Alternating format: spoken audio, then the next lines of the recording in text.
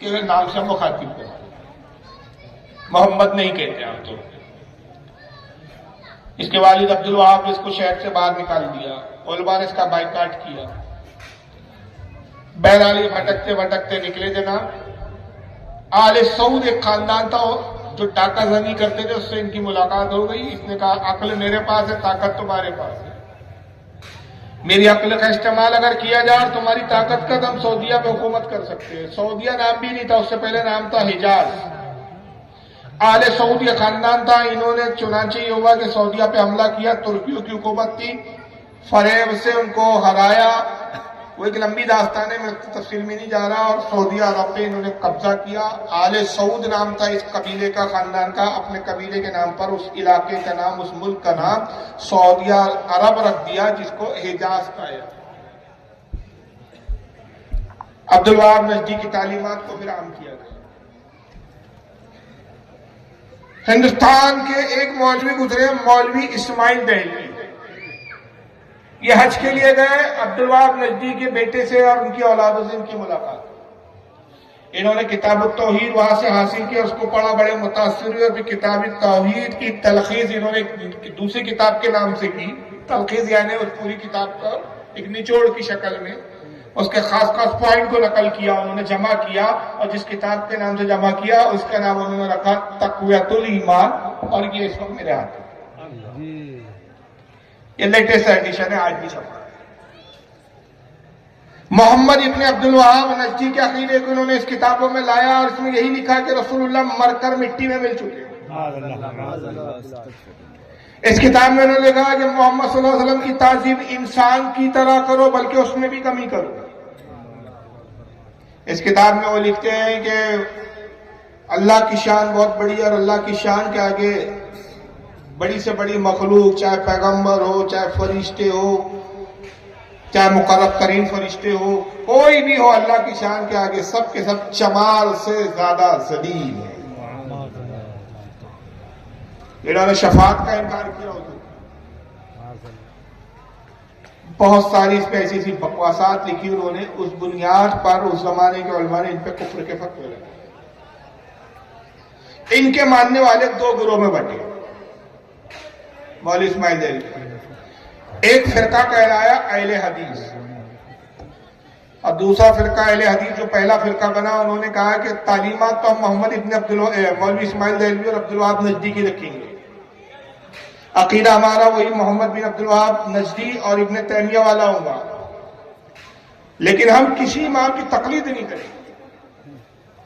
تقلید کا انکار کیا انہوں نے، نہ ہم امام اعظم ابو حنیفہ کی تقلید کریں گے، نہ ہم امام شافعی کی، نہ امام مالک کی، نہ امام احمد ابن حنبل کی، ہم ڈائریکٹ قرآن و حدیث سے لیں گے۔ اس بنیاد پر انہوں نے اپنا نام رکھا اہل حدیث،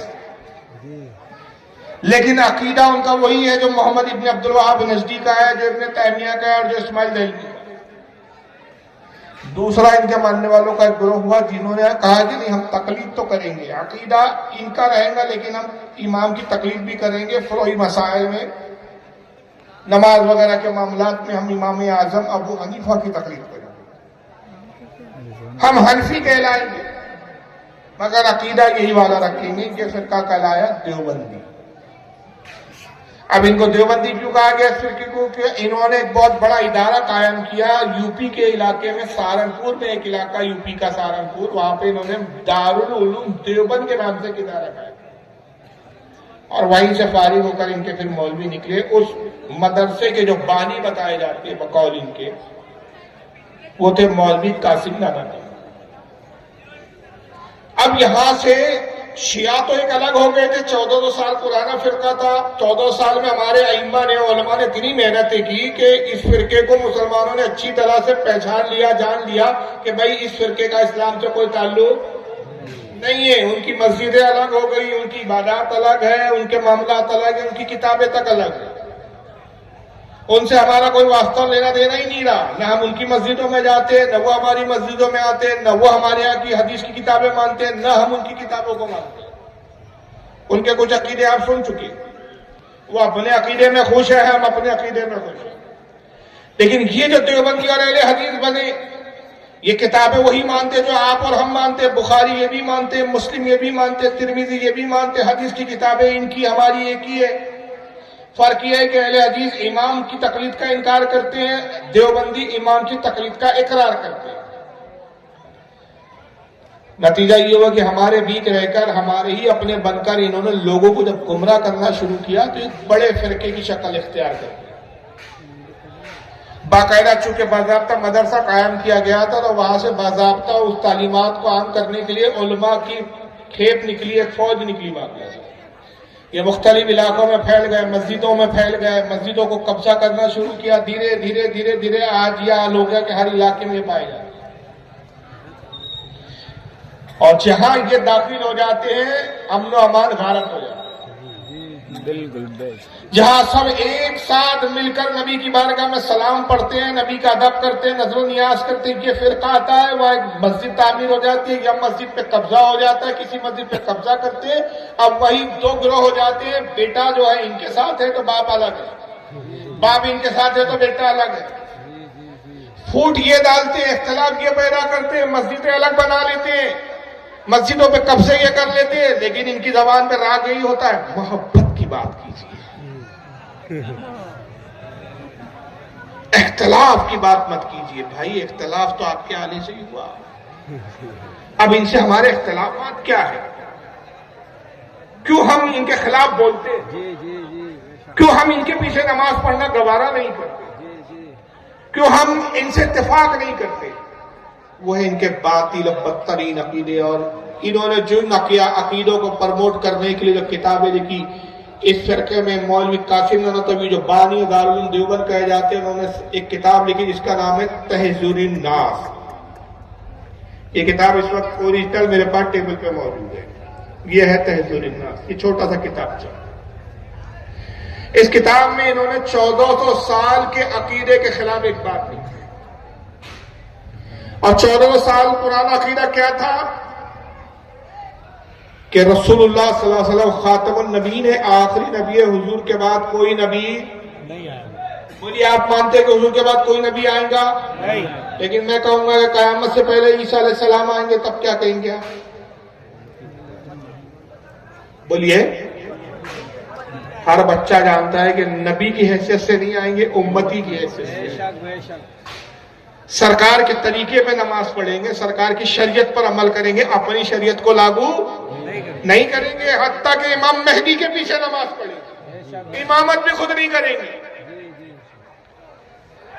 یہ جانتے ہیں، تو ہمارا عقیدہ یہ ہے کہ رسول اللہ آخری نبی ہے، اور کیوں؟ اس کی دلیل میں قرآن بھی موجود ہے، حدیث بھی موجود ہے۔ قرآن عظیم پارہ نمبر 22 سورہ احزاب اور آیت نمبر 40 میں رب نے واضح طور پر فرمایا، ما کان محمد ابا احد من رجالکم ولکن رسول اللہ وخاتم النبیین۔ اللہ فرماتا ہے لوگوں، محمد تمہارے مردوں میں سے کسی کے باپ نہیں، بلکہ وہ نبیوں میں سب سے آخر ہے اور اللہ کے رسول ہے۔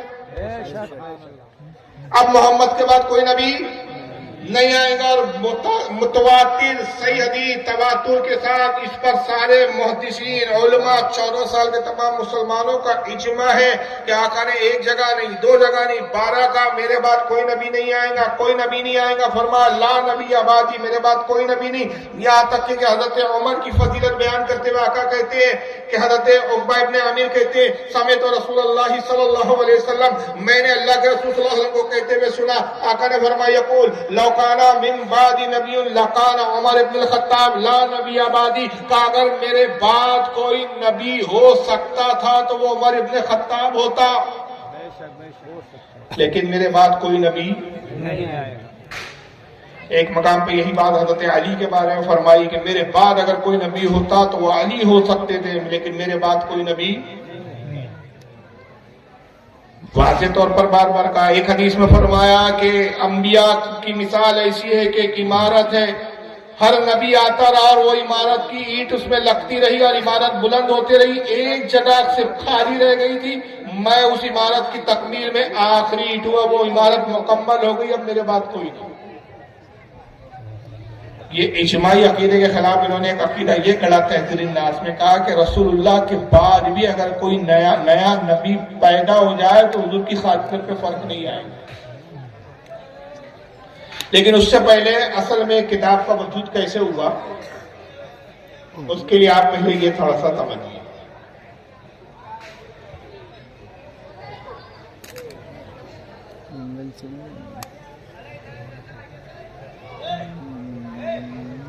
یہ کتاب ہے ان کے حالات پر لکھی ہے مولانا قاسم نانوتوی. یہ کتاب میرے پاس موجود ہے, 2-3 جلدوں میں آتی ہے. اس کی جلد نمبر پہلی ہے سوانح قاسمی. یہ اوریجنل کتاب کا میں آپ کو فوٹو دکھا رہا ہوں یہاں. صفحہ نمبر 131 جلد نمبر 1. یہ بچپنے کا ان کا واقعہ لکھا گیا مولوی قاسم نانوتوی کا, جو بانی دارالعلوم دیوبند کہلاتے ہیں. ذرا ان کے بارے میں دیکھیے کیا لکھا جاتا ہے صفحہ 131 پر. کہتے ہیں مولوی صاحب یعنی حضرت نانوتوی, رے کا نشان لگاؤ شارٹ کٹ میں, رحمت اللہ علیہ کے لیے لکھتے ہو. یعنی حضرت نانوتوی نے ایام طفلی میں, ایام طفلی یعنی بچپنے کے عالم میں, یہ خواب دیکھا تھا کہ گویا میں اللہ جل شانوں کی گود میں بیٹھا ہوا. معاذ اللہ. بچپن میں انہیں خواب نظر آ گیا کہ اللہ ہے, اللہ کی گود ہے, اور گود میں جا کے یہ بیٹھے ہوئے. اب اللہ کی گود کیسی تھی اللہ جانے, انہوں نے بتایا نہیں اس کی طرف. جبکہ اللہ جسم سے پاک ہے, لیکن یہ اللہ کی گود میں بیٹھے. اب یہ بچپن سے ان کے دماغ میں بھر گیا کہ بھائی میرا تو مقام اتنا بلند ہے کہ میں اللہ کی گود میں بیٹھا ہوا ہوں. تو ان کو ایک عجیب خط سوار ہوا. اسی کتاب میں ایک دوسری جگہ لکھتے ہیں کہ پیر تھے حاجی امداد اللہ صاحب. بڑا لمبا چوڑا واقعہ لکھا گیا ہے 2 صفحے پر, صفحہ 258 صفحہ 259. اس میں لکھا گیا ہے کہ یہ تسبیح کرنے بیٹھتے تھے تو ان پہ بڑا بوجھ معلوم ہوتا, باڈی پہ ایسا لگتا رہے کوئی وزن نہیں. تو انہوں نے اپنے پیر صاحب سے ایک دن سوال کیا, کہا کہ جب بھی میں تسبیح لے کے بیٹھتا ہوں تو ایسا لگتا ہے کہ مجھ پہ بڑا بوجھ لاد دیا گیا, اور جیسے پہاڑ کا وزن مجھ پہ رکھ دیا گیا. تو پیر صاحب نے کیا کہا ذرا سنیے, آخری جملہ پورا انہوں نے رودات لکھی کہ مطلب مجھے بوجھ معلوم ہوتا ہے, یہ ہوتا ہے. یہاں سے میں پڑھ رہا ہوں. مولانا قاسم نانوتوی کو خطاب کر کے فرمایا پیر صاحب نے, یہ نبوت کا آپ کے قلب پر فیضان ہوتا ہے, اور یہ وہ ثقل ہے جو حضور صلی اللہ علیہ وسلم کو وحی کے وقت محسوس ہوتا تھا, جس کی تشریح حاجی صاحبی کے حوالے سے انہوں نے یہ کی کہ تم سے یعنی مولانا محمد قاسم سے حق تعالیٰ کو وہ کام لینا ہے جو نبیوں سے لیا جاتا ہے. انہوں نے اپنے پیر سے کہا کہ تسبیح پڑھتا ہوں تو بڑا بوجھ معلوم ہوتا ہے, آخر اس کی وجہ کیا ہے؟ تو کہا کہ یہ جو بوجھ ہے, یہ جو وزن ہے, یہ وہی ہے جو رسول اللہ کو وحی کے وقت محسوس ہوتا تھا. اللہ تم سے بھی وہی کام لینے والا ہے جو نبیوں سے لیا جاتا ہے. تو ان پہ خپت سوار ہو گیا کہ بھائی آج کل نہیں تو آج کل 2-4 دن میں, کچھ دنوں میں, مہینے بھر میں, سال بھر میں جبریل آئیں گے اور خوشخبری سنائیں گے کہ آپ نبی بنائیں گے. یہ ان پہ خپت سوار ہو گیا. تو انہوں نے کتاب تحریر الناس لکھ پاری, اور اس میں نبوت کا راستہ ہموار کرتے کہا کہ اگر حضور صلی اللہ تعالی وسلم کے بعد بھی کوئی نیا نبی پیدا ہو جائے تو بھی خاتمت محمدیہ میں فرق نہیں آئے گا, یعنی حضور کے آخری نبی ہونے پہ فرق نہیں آئے گا. وجہ یہ ہے کہ حضور جو خاتم النبیین ہے وہ مرتبے کے اعتبار سے, یعنی حضور اس مرتبے کے نبی ہے کہ اب حضور کے مرتبے جیسا نبی نہیں آئے گا. سارے مرتبے حضور پر ختم, سارے مقامات حضور پر ختم. اب حضور کے بعد کوئی نبی آ سکتا ہے لیکن وہ مقام اور مرتبے میں رسول اللہ کے برابر کا نہیں ہوگا, بلکہ چھوٹے لیول کا نبی ہوگا. یہ انہوں نے کتاب لکھ کے راستہ ہموار اس لیے کیا کہ کل اگر میں نبوت کا اعلان کر دوں تو لوگ مجھے نبی مان لیں کہ ہاں بھائی نبی تو ہے لیکن چھوٹے لیول کے نبی. لیکن ہوا ہے کہ بعد میں کوئی اور لے مارا. یہ اپنے نبوت کے لیے راستہ ہموار کر رہے تھے, انہوں نے تحریر الناس لکھی. اب اس پہ وویلا چل ہی رہا تھا کہ یہ کفری عقیدہ ہے. تو گرداسپور کا علاقہ ہے پنجاب کا, وہاں پر ایک شخص رہتا تھا, اس کو عربی بڑی اچھی آتی تھی, جس کا نام تھا غلام احمد قادیان. قادیان کر کے علاقہ وہاں کا رہنے والا تھا, اس کا نام تھا غلام ہے. اس نے اعلان کر دیا میں نبی ہوں. اب سارے دیوبندیوں میں ہلچل مچ گئی. تو کیسے نبی ہو سکتا ہے؟ اس نے کہا بھائی آپ ہی کے علماء کا عقیدہ، آپ ہی کے مولانا کہتے ہیں کہ رسول اللہ کے بعد نیا نبی آ سکتا ہے کیا؟ لیجیے میں تو آ گیا، آ سکتا کیا؟ میں آ گیا، اور میں سلی نبی ہوں، حضور کے نبوت کا سایہ ہے میں، جیسے کہ جسم ہوتا ہے سایہ ہوتا ہے، اصل تو جسم ہوتا ہے، سایہ اس کا ایک ڈپلیکیٹ، اس کا عکس ہوتا ہے، تو میں حضور کی نبوت کا سایہ ہوں، اصل نبوت تو حضور کے پاس ہے، میں حضور کے نائب کا نبی ہوں، نائب ہونے کی وجہ سے نبی، میں ذلی نبی ہوں۔ اب دیوبندی پریشان ہو گئے اور دیوبندیوں نے پھر اس کو مناظرے کا چیلنج کیا، کہا کہ تیرے سے مناظرہ کریں گے تو اپنا نبی ہونا ثابت کر۔ حالانکہ سب سے پہلی یہی غلطی تھی کہ کسی بھی جھوٹے نبوت کے دعوے دار سے اس کی نبوت کی دلیل مانگنا ہی کفر ہے۔ تو تبلیغی جماعت کے، دیوبندی جماعت کے بہت بڑے عالم تھے اس وقت، بقول ان کے، جن کا نام تھا مولوی عطا اللہ شاہ بخاری۔ نام پہ دھیان دے، پورا نام ہی پہ معاملہ گھومے گا، مولوی عطا اللہ شاہ بخاری، عطا اللہ نام تھا ان کا۔ اب ان سے جو کچھ مناظرہ ہوا، کس طرح سے مناظرہ ہوا ذرا آئیے اس کو سنیے۔ اس مناظرے کی مدعا یہ دیوبندیوں کے ابھی حال ہی میں مرے ہیں، کچھ ہی عرصہ پہلے یہ قبر میں جائے گئے، اور انشاءاللہ ابھی جہنم کی سیر کر رہے ہوں گے اس وقت، پوری امید اور توقع یہی ہے۔ یہ انہوں نے مولوی طاہر کے ابھی دیوبندی جماعت، انہوں نے اس مناظرے کی رودات سنائی بڑے فخر کے ساتھ، اور یہ آڈیو ہے، ویڈیو نہیں ہے، یہ اس وقت ویڈیو پہ نہیں آتے تھے۔ اب سنیے ذرا، ایک سائیڈ میں وہ عطا اللہ بخاری کا میں نے فوٹو ڈالا تاکہ پتہ چلے کہ جنہوں نے غلام احمد قادیانی سے مناظرہ کیا تھا وہ یہ صاحب ہے، اور یہ جو دوپٹہ اڑے ہوئے ہیں یہ مولوی طاہر کے ابھی۔ اب آئیے ذرا سنیے۔ اب دیکھیے دلائل، قرآن سے اپنی نبوت ثابت کرتا ہے، کہتا مبشرم برسول یاتی من بعد اسمہ احمد، اللہ کے رسول خود بشارت دیتے ہوئے آئے تھے کہ میرے بعد ایک پیغمبر آئے گا، ایک رسول آئے گا ان کے بعد، جس کا نام ہوگا احمد، میں غلام احمد وہی رسول۔ حضرت مولانا عطا اللہ شاہ بخاری رحمۃ اللہ علیہ نے فرمایا، ارے بے وقوف گدھو الذی خردما، آیت میں تو اسمہ احمد ہے اور تیرا نام ہے غلام احمد، آنے والے کا نام احمد بتایا گیا، تو احمد نہیں، تو غلام احمد ہے۔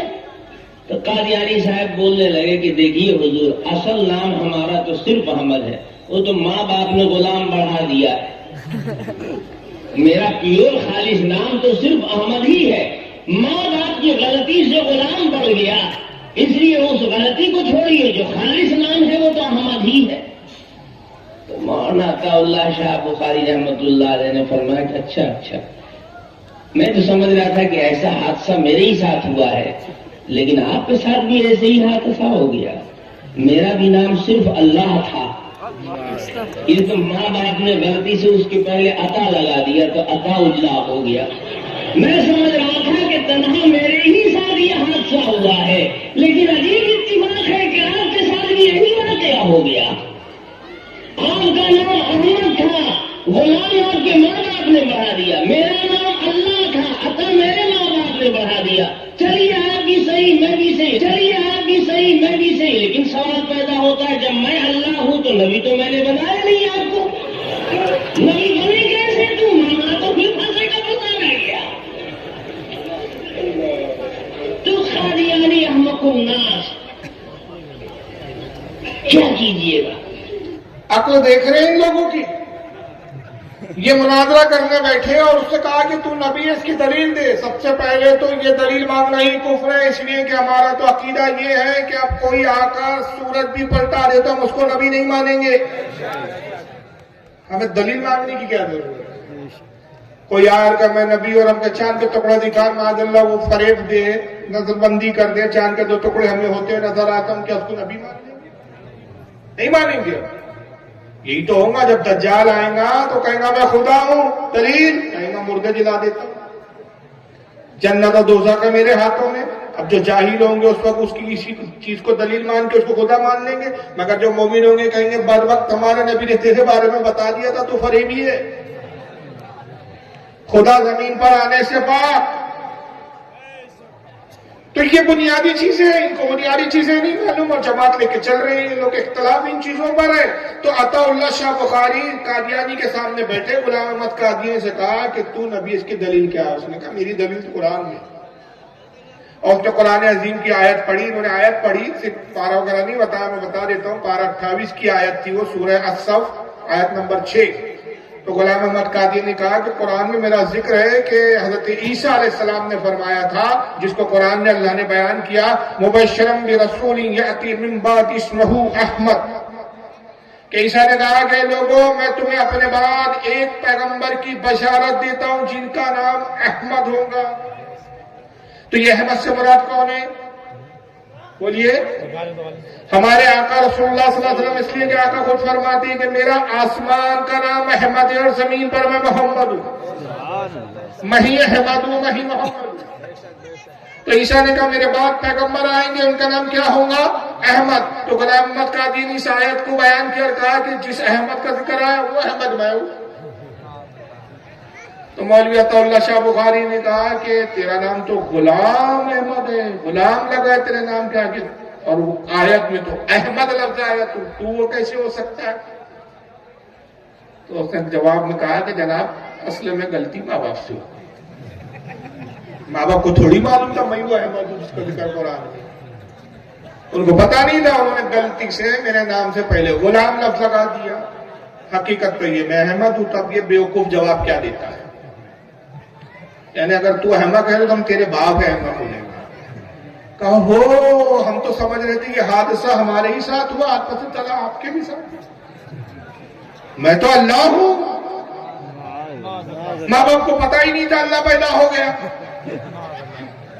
تمہارے ماں باپ سے غلطی ہوئی کہ انہوں نے غلام لگا دیا، ہمارے ماں باپ سے غلطی ہوئی کہ انہوں نے عطا لگا دیا، تو میں عطا اللہ ہو گیا۔ اصل میں تو میں اللہ ہوں، اور جب میں اللہ ہوں تو میں نے تو تجھے نبی بنایا ہی نہیں، تو تو بن کیسے گیا؟ معاملہ تو وہیں اٹکا کٹ کر۔ اور پھر اس میں جملہ دیکھو بیوقوف نے کیا کہا تھا، طاہر گیاوی نے کہا کہ میں تو اللہ ہوں، میرے ماں باپ نے غلطی سے عطا لگا دیا تو عطا اللہ ہوگا، چلو آپ بھی صحیح میں بھی صحیح۔ یہ کیا بات؟ آپ بھی صحیح میں بھی صحیح، یعنی تو نبی صحیح اور اللہ صحیح۔ تو گویا جماعت کا شیوا یہ ہے کہ یہ کہہ رہا ہے عطا اللہ بخاری کہ اگر تو اپنے وقام مسلمہ کذاب ہے جو نبوت کا جھوٹا دعویٰ کر رہا ہے، تو میں بھی کوئی فرعون و نمرود سے کم نہیں ہوں جو خدائی دعویٰ کرتا ہے۔ تو تحذیر ناس یہ گل کھلایا کہ غلام احمد قادیانی جیسا شخص اس کتاب کی بنیاد پر پیدا ہے، اور آج قادیان نام کے علاقے میں اور دنیا کے دوسرے علاقوں میں اس فرقے کی بہت وہ ہے۔ پھر ایک دوسری کتاب لکھی گئی، ان کے بعد ایک مولوی آئے قاسم نانوتوی کے بعد، دیوبند کے مدرسے سے ہی پڑھا انہوں نے، ان کا نام تھا مولوی اشرف علی تھانوی۔ ان کو پوری دیوبندی جماعت حکیم الامت میں، حالانکہ ان کے عقائد پڑھو تو معلوم ہوتا ہے یہ بہت بڑے مریض امت تھے۔ اب انہوں نے بھی ایک چھوٹا سا کتابچہ لکھا چھٹاک بھر کا، اس کا نام ہے حفظ الایمان، یہ اس وقت اوریجنل ہے۔ اس میں انہوں نے رسول اللہ کے علم غیب کا انکار کیا۔ ایک جرم تو یہ تھا کہ علم غیب کا انکار کرنا، اور دوسرا جرم کیا تھا کہ انکار ہی نہیں